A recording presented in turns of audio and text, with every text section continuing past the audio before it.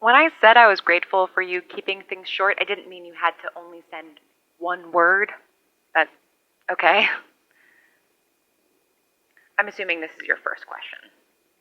Just the word Harry and a question mark.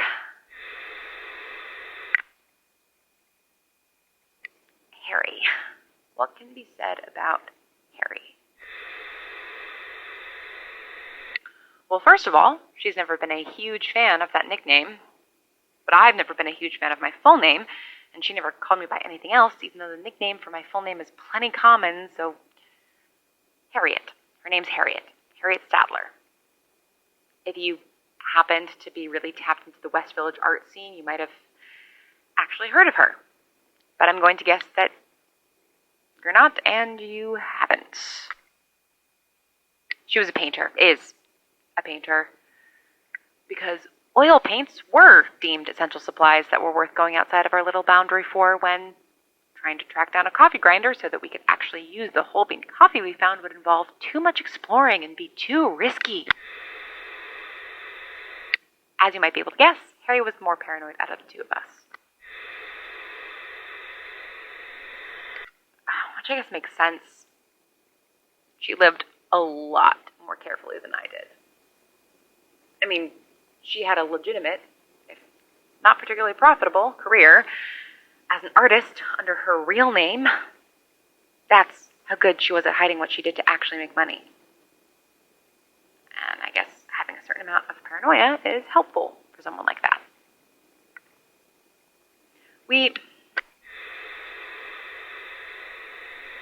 Oh, what the hell.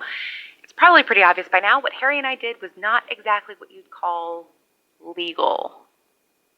The two of us, Pete, Richie, Don, fucking Francis Lennon, we were all part of an underground art appreciation group.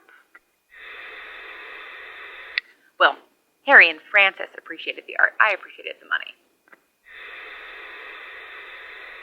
There were other folks we worked with, and every job wasn't always all of us, but that was the core group. Francis, of course, was never on the jobs. His role came after, and sometimes before when he had a good tip. Harry was the art expert we would take with us. She knew everything about it, knew how to handle it, how to protect it, transport it, would know if there was something particularly valuable that we might overlook. I remember being so excited when she joined the team. The guys were never rude or weird about working with a woman, but it was isolating sometimes, being the only woman in my line of work, at least on all of the crews I was on. So I guess I thought it might be nice to have someone around who got it, who understood what it was like to have certain people underestimate you the moment they saw you. But Harry was not there to understand anyone. We were all gathered, planning the job, and I made one stupid joke about the piece we were looking at.